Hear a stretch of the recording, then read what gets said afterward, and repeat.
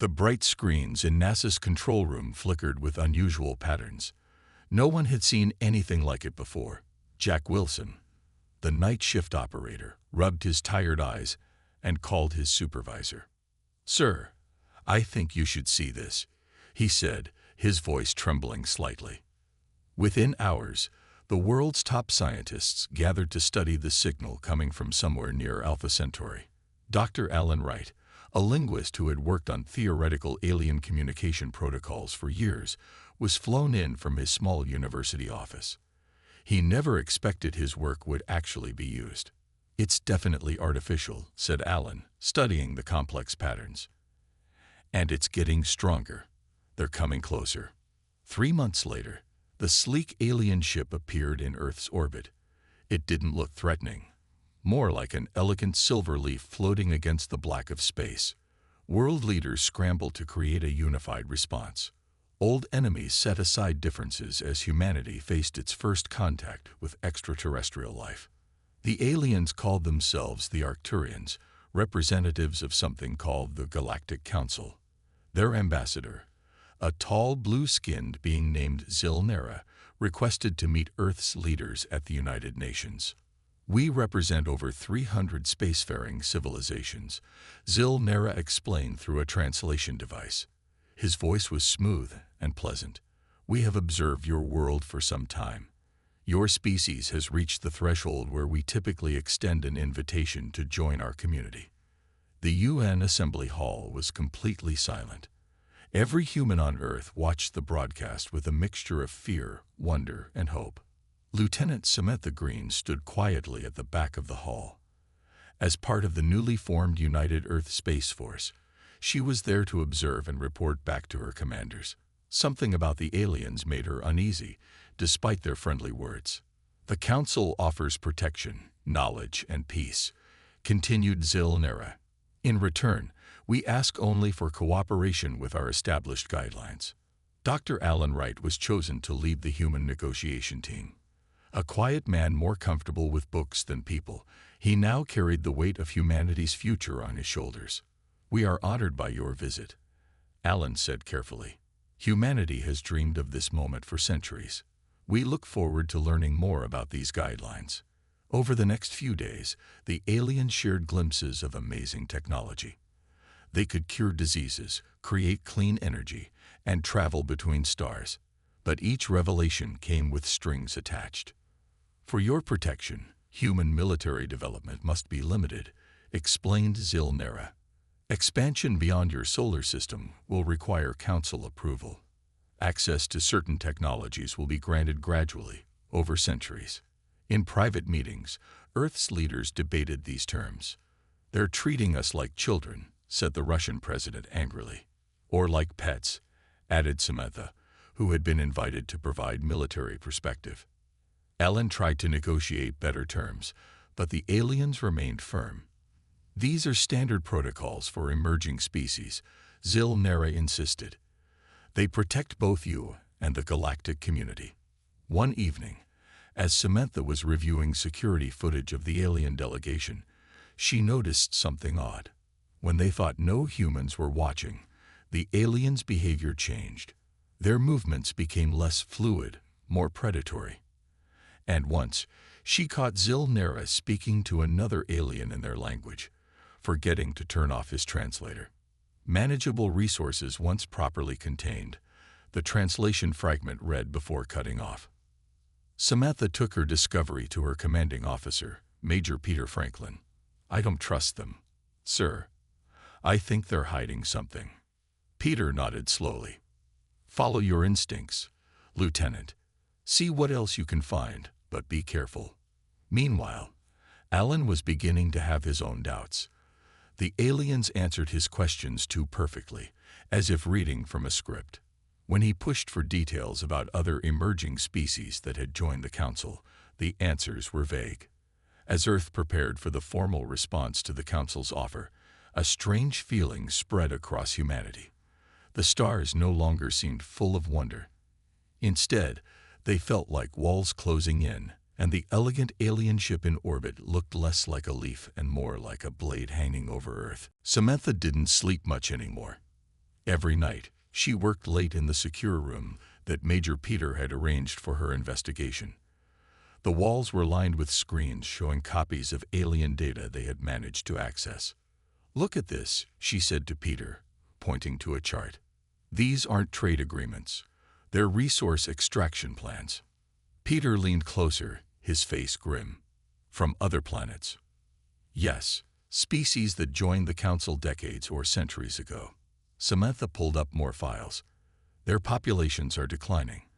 Their military presence is minimal. And look at these work assignments." The files showed billions of beings from various worlds working in mines, factories, and farms, all producing goods that went to the original Council members. "They're not partners," Peter said quietly. "They're colonies." Samantha nodded. "Or slaves with nice cages." Across the city, Alan sat in a meeting with Zilnera and other alien representatives. The talks had been going for weeks now. "We still have concerns about the technology restrictions," Alan said politely. "Humans are naturally curious. Learning and inventing are central to our identity." Zilnera smiled in the strange way the Arcturians had. "Of course, and you will learn much. But some knowledge must be earned slowly. This protects developing species from harming themselves." Before Alan could respond, there was a commotion outside the meeting room. A shorter alien with gray skin rushed in, ignoring the human security guards. This was Trelvac, one of the junior council observers. "Ambassador, there is an emergency," Trelvac said, bowing slightly. The meeting ended abruptly. Alan watched the aliens leave, noticing how Zilnera gripped Trelvac's arm tightly. Something was wrong. Later that night, Alan was surprised by a knock on his hotel room door. When he opened it, Trelvac stood there alone. "I must speak with you," the alien said, looking nervously down the hallway. "Not as a council member, but as one thinking being to another."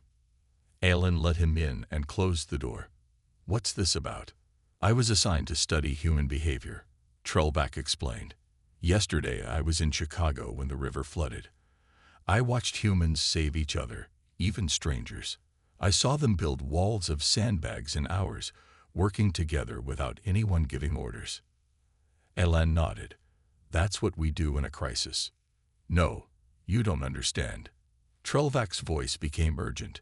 "Council species don't behave this way. We follow hierarchies. We obey your adaptability and cooperation without central control. The Council fears these traits." "They fear us working together?" Alan asked, confused. "They fear how quickly you change and solve problems, how you question everything." Trelvac moved closer. "The Council doesn't want partners. They want obedient junior members who follow the path set for them over thousands of years. Like the other species who joined before us," Alan said, thinking of Earth's future. "Yes, the terms offered to Earth aren't protective. They're limiting. The Council is afraid of what humans might become in 100 years if allowed to develop freely." Alan's mind raced. This confirmed what he had begun to suspect. "Why are you telling me this?" "You're risking a lot." Trelvac looked down. "Because I studied your history and art. Humans value freedom above safety. You deserve to make an informed choice." "Zilnera would call you a traitor," Alan said. "Perhaps. But among my people, there is a concept called truth debt. When you learn something important, you must share it with those who need to know." Trelvac moved toward the door. "I must return before I'm missed." After the alien left, Alan immediately called Samantha. They needed to compare information. The next morning, the United Nations Security Council met in an emergency session. Samantha and Alan presented their findings. The room was silent when they finished. "If we accept these terms," the Secretary General said finally, "we're accepting a future as second-class beings in the galaxy." "Then maybe," said the French representative, "we should ask our people what future they want." Never before had the entire planet voted on a single question. For 2 weeks, every news channel, social media site, and dinner table conversation focused on the same topic: Should Earth join the Galactic Council under their terms? The alien ships remained in orbit, a constant reminder of what was at stake.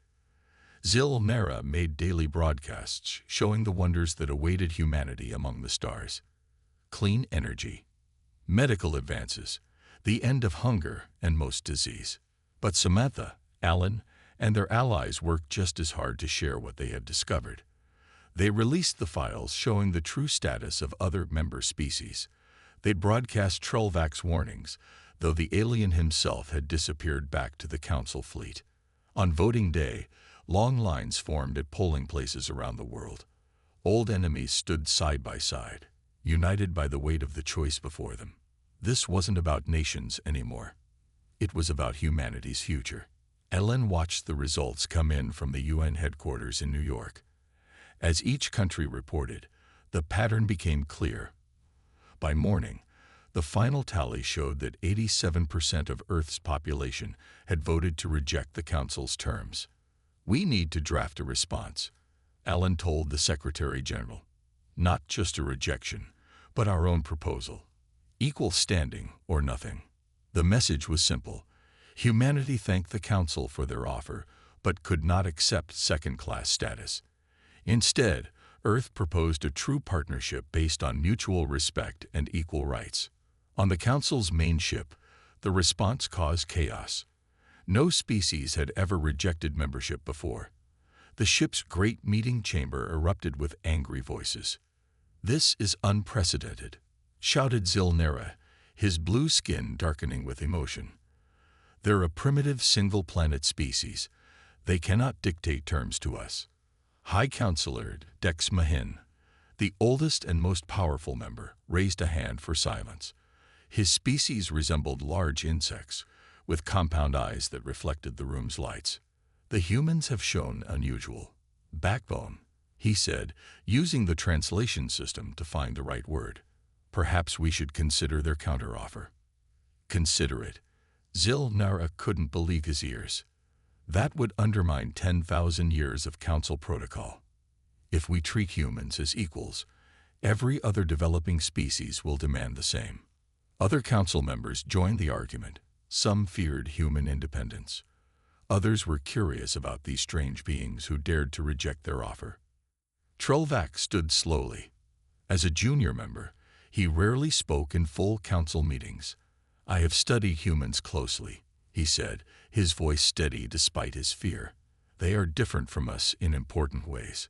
Their history is full of conflict, yes, but also of overcoming differences. They value choice above comfort, questions above certainty." "They are dangerous," said another member. "Their development must be contained before they spread." Or perhaps, Trelvak suggested, "we have grown too used to being obeyed.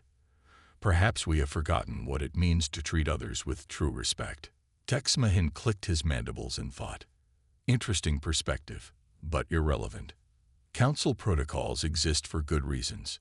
He turned to address the full chamber. "We will vote now on how to respond to this human rebellion." The vote was quick and decisive. Only Trelvak and a few others voted for continued diplomacy. The majority chose the containment protocol. "The humans have made their choice," Dex Mahin announced. "They will face the consequences." Back on Earth, celebrations were cut short when all communication with the alien fleet suddenly stopped. The ships remained in orbit, silent and ominous. In the Pentagon, Samantha studied the latest satellite images with growing concern. "They're repositioning," she told Peter and the Joint Chiefs. "This isn't a diplomatic formation anymore." An admiral leaned forward. "What is it then, Lieutenant?" Samantha's expression was grim. "Sir, in human terms, I'd call this a blockade. They're cutting us off." Peter nodded slowly.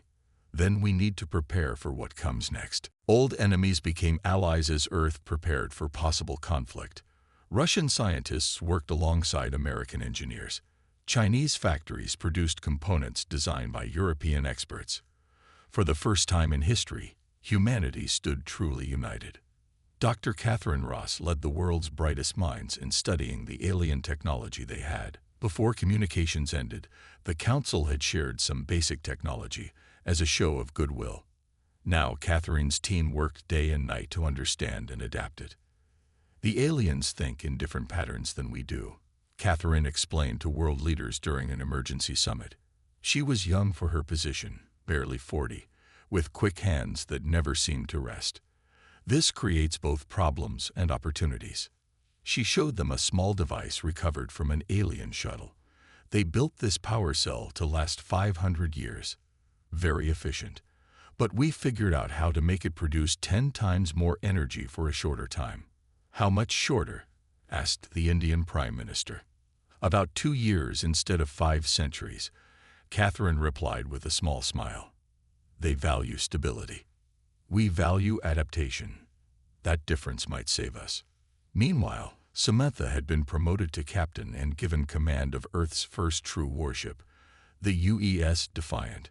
The ship combined human ingenuity with reverse-engineered alien technology. It's not pretty, Samantha told her crew during their first briefing. And it's not as advanced as their ships. But it's ours, and we know how to use it. As Earth's small defense fleet took shape, the alien blockade tightened. Council ships intercepted and turned back all Earth vessels trying to reach the Moon or Mars colonies. Resources became scarce. The Council clearly intended to slowly strangle humanity rather than attack directly. On the Council flagship, Trelvac had been arrested for his continued support of the humans. Guards dragged him before High Counselor Dex Mahin. You were observed sending transmissions to Earth, Dex Mahin said, his insect-like face unreadable. Explain yourself. Trelvac stood as tall as his small frame allowed. I was sharing information that should not be classified. Defensive shield specifications, mainly. You committed treason against the Council, said Zilnera, who stood nearby. Why? Because we are wrong, Trelvac said simply. Humans deserve the same respect we give each other. The Council has forgotten its original purpose, to unite and protect all sentient life. Dex Mahin clicked his mandibles in annoyance. Your idealism is noted, but unhelpful. Take him to the brig. As the guards led Trelvac away, he managed to activate his personal communication device one last time. A final data packet beamed toward Earth, containing the Council fleet's current positions and weaknesses. Back on Earth, Alan had been working with the United Nations to prepare for any future negotiations. But at night, he helped Peter analyze the information Trelvac had been sending. He's risking everything to help us, Alan said, studying the latest transmission. Peter nodded grimly. And he just got caught doing it. He pointed to the abrupt end of the transmission. But not before sending us this. The data showed the Council's defense systems in detail. Their shields were powerful, but had predictable refresh cycles. Their weapons were devastating but slow to recharge. If we hit them at the right moment, between shield cycles, Peter said, even our smaller ships might do damage. The next day, Earth's new united government faced its hardest decision yet. Wait for the blockade to slowly strangle Earth's resources, or strike first with their limited forces. Catherine's team had installed their modified alien power cells in 5 ships. 20 more were nearly ready. It wasn't much against the Council's vast fleet, but it might be enough for a surprise attack. If we wait, they'll only get stronger, Samantha argued during the emergency meeting. And we'll get weaker. After hours of debate, the vote was unanimous. Earth would not wait to be slowly crushed. Operation First Strike would begin in 48 hours. 5 human ships slipped away from Earth's orbit under cover of a solar flare. Captain Samantha Green led the small fleet from the bridge of the UES Defiant. Their mission was simple but dangerous. Destroy the Council's monitoring stations at the edge of the solar system, then retreat before the main fleet could respond. All ships maintain communication blackout, Samantha ordered. Remember your training. Hit the targets exactly when their shields cycle down. The journey took 3 days. The crew stayed alert, knowing they were humanity's first line of defense. They carried not just weapons, but hope. On the flagship, Dr. Catherine Ross monitored the modified power cells. They glowed with a bright blue light that pulsed faster than normal. "How long will they last at full power?" Samantha asked quietly. 4 hours at combat levels, Catherine replied. "Maybe 5. After that, they'll burn out completely." Samantha nodded. "Then we'll make those hours count." The human ships reached their first target, a large monitoring station shaped like a silver wheel. It rotated slowly, its sensors focused on Earth. The station had minimal defenses, as the Council never expected an attack from primitive humans. "Shield cycle in 30 seconds, reported Lieutenant Gary Winters from the weapons station.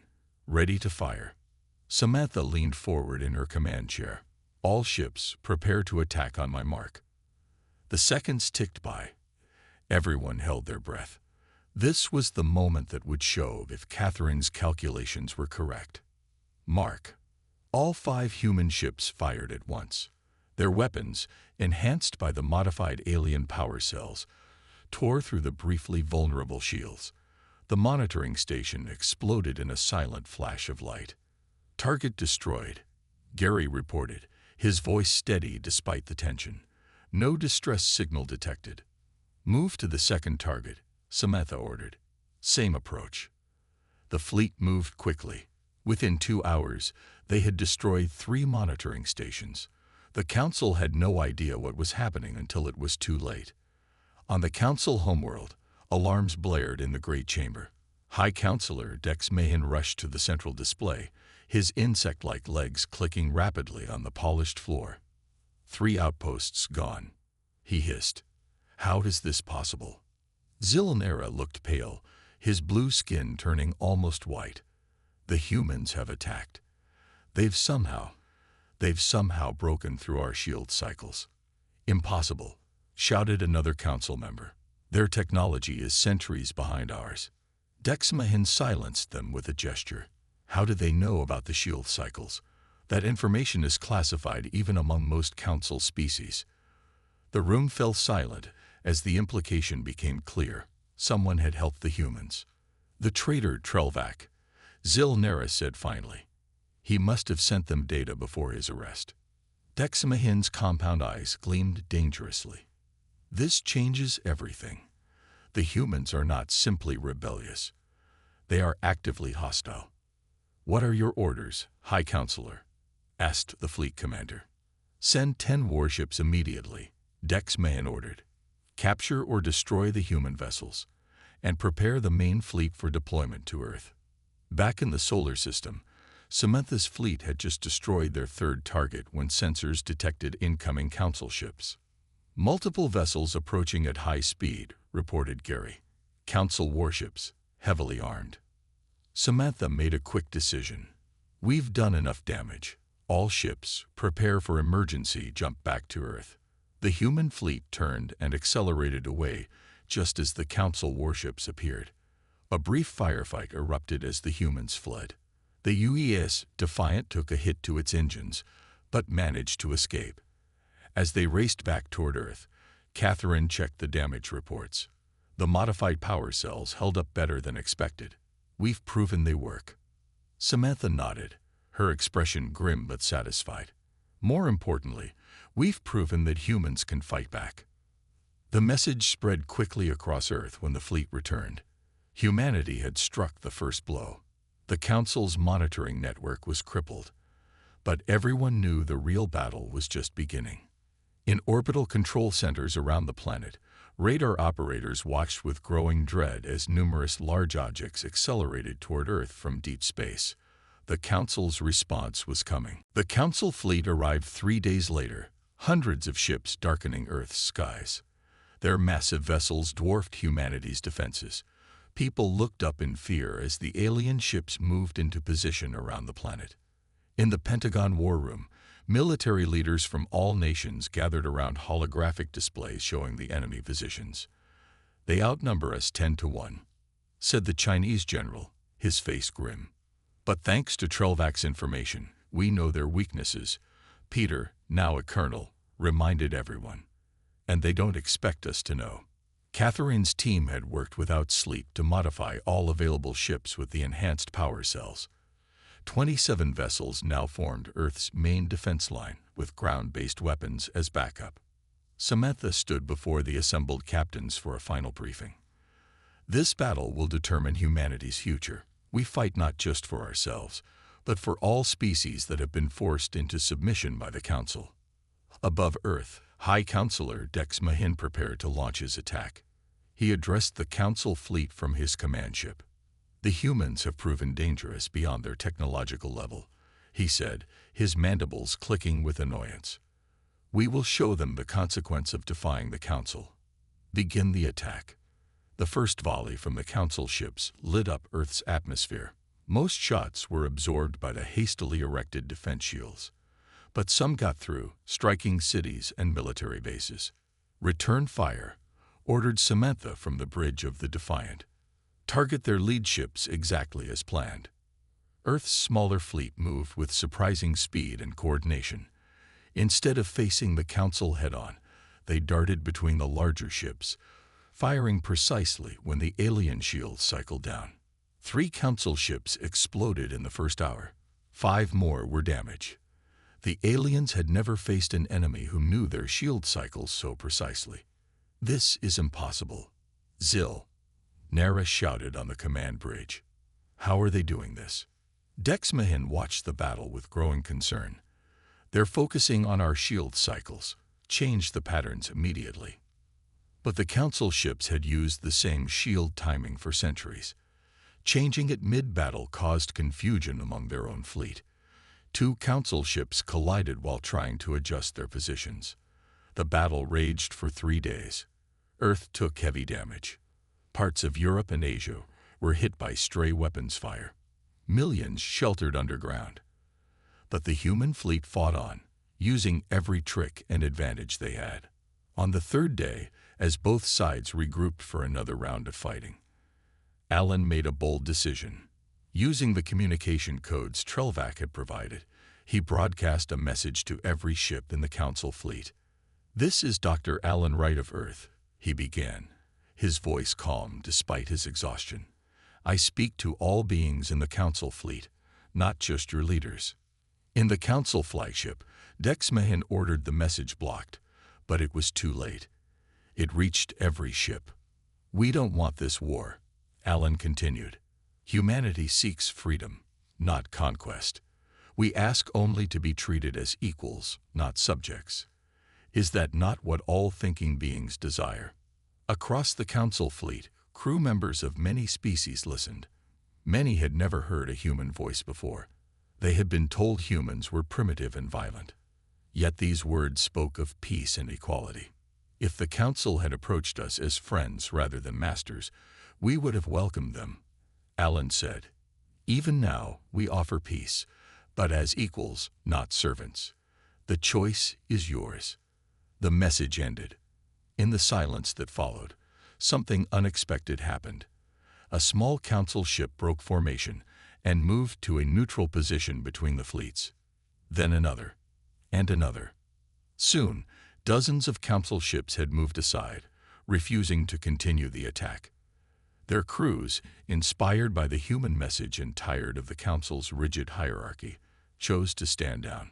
On the Council flagship, Dex Mahin watched in disbelief as his fleet began to fall apart from within. News of the battle for Earth spread quickly across Council space. The official reports claimed that rebellious humans were being contained, but crews returning from the battle told different stories. They spoke of human bravery, of a small fleet standing against overwhelming odds, and of a message offering peace between equals. On the planet Vexor, home to a species that had joined the Council 300 years ago, people gathered in public squares. They had lived under strict Council rules for generations. Now they whispered about something new: freedom. "The humans fight not just for themselves," said an old Vexorian to the crowd. "They fight for all of us who have been kept down." Similar scenes play out on dozens of worlds. Species that had long accepted their place as junior members of the Council began to question the system. Why should the original Council races hold all the power? Why couldn't all intelligent beings have equal rights? On the Council homeworld, Dex Mahin faced growing criticism. Half the fleet had refused to continue fighting Earth. Reports of unrest came in from 27 worlds. This human infection spreads too quickly, he told the emergency council meeting. We must crush Earth completely to set an example. But many council members now hesitated.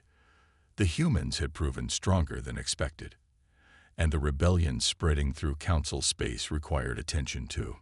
Perhaps, suggested a council member from a newer species, we should consider the human proposal.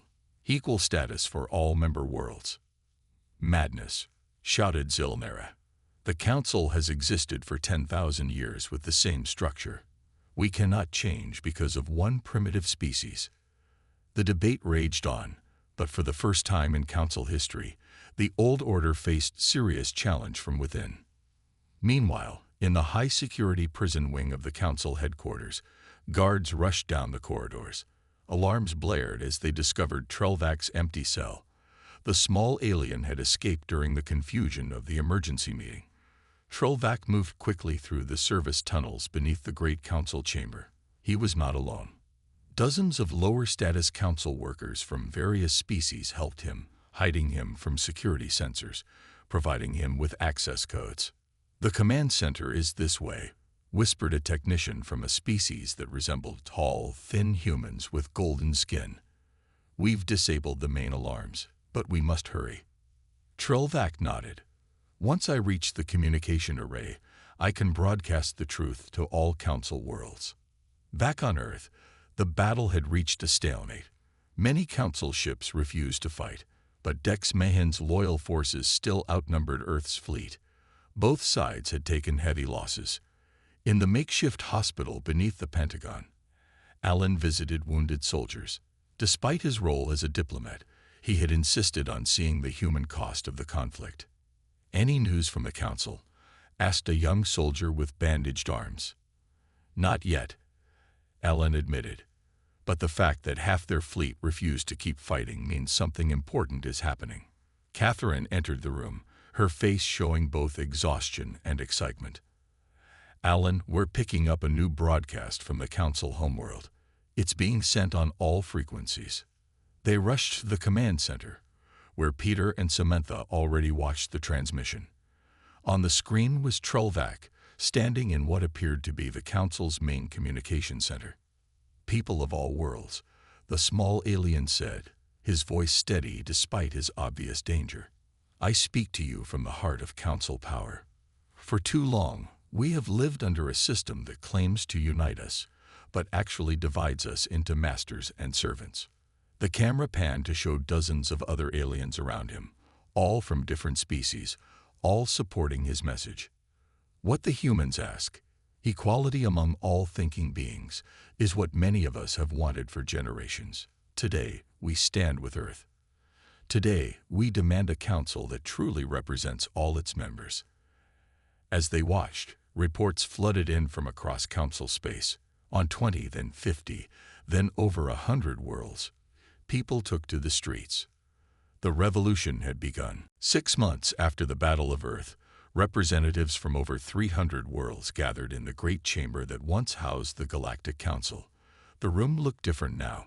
The raised platform where the original council members had sat was gone, replaced by a circular arrangement where all delegates sat at the same level. Alan walked into the chamber as Earth's chief representative. The scars on his face from the battle had healed, but he still walked with a slight limp. Beside him was Samantha, now Admiral Green, wearing her formal uniform with new medals for bravery. Never thought we'd end up here, she said quietly as they took their seats. From fighting for survival to helping build a new galactic government. Alan nodded. Turns out we weren't just fighting for ourselves. We were fighting for an idea that many species had been waiting for. The opening ceremony of the new Galactic Assembly began with a speech from Trelvak, who had become a symbol of the revolution. His small frame stood proud at the center of the chamber. Today marks a new beginning, he said, his voice carrying to all corners of the room. No longer will any world be judged by its technology level or its age. All thinking beings deserve equal respect and equal rights. The chamber erupted in cheers. Species that had once been bitter enemies now sat side by side. The old council hierarchy had fallen in weeks once the revolutions began. Even Dex Mahin's homeworld eventually joined the new assembly after their own people overthrew the hardliners. After the ceremony, Alan met with Trelvac in a small garden overlooking the capital city. "Have you heard what happened to Zilnera and Dex Mahin?" Alan asked. Trelvac nodded. They'd fled to the outer colonies. Some say they're gathering supporters to restore the old ways, but they'll find little welcome out there now. Back on Earth, life was slowly returning to normal. The damage from the battle was being repaired. More importantly, human scientists worked alongside visitors from dozens of worlds, sharing knowledge freely rather than under the strict controls the old council would have imposed. Dr. Catherine Ross led the largest research center in what had once been the Australian outback. Engineers from 15 species collaborated on new technology that combined the best ideas from different worlds. The council would have drip-fed us technology over centuries, Catherine explained to a group of visiting dignitaries. Instead, we're solving problems together and making discoveries none of us could have made alone. One of her most promising projects used human-style creative thinking combined with the precise engineering of the Arcturians. The result was a new type of faster-than-light drive that used half the energy of previous designs. Around the solar system, Earth ships now flew alongside vessels from former Council worlds. Admiral Green commanded the combined Galactic Defense Force, a volunteer military that protected trade routes and responded to natural disasters. The old council feared what humans might become, she told new recruits during their orientation. They feared our adaptability and independence. But those traits, combined with cooperation and respect, have made us stronger together than any of us could be alone. In orbit above Earth, the last piece of the new Galactic Assembly headquarters took shape. Unlike the old council building, with its imposing towers designed to intimidate, this structure was open and welcoming. Alan stood at the window of his office, watching construction ships place the final section. On his desk sat a small sculpture Trelvac had given him, two different hands clasping each other in friendship. "Dr. Wright," his assistant called from the doorway. "The Education Committee is ready for you." Alan nodded and picked up his notes. The committee was designing educational exchange programs so young people from all worlds could learn from each other. As he walked to the meeting, Alan passed representatives from dozens of species working together on everything from environmental protection to interstellar navigation rights. 6 months ago, they had been on the brink of destruction. Today, they were building something new, a true community of equals among the stars. The revolution that began with humanity's defiance had become something greater, a fresh start for an entire galaxy.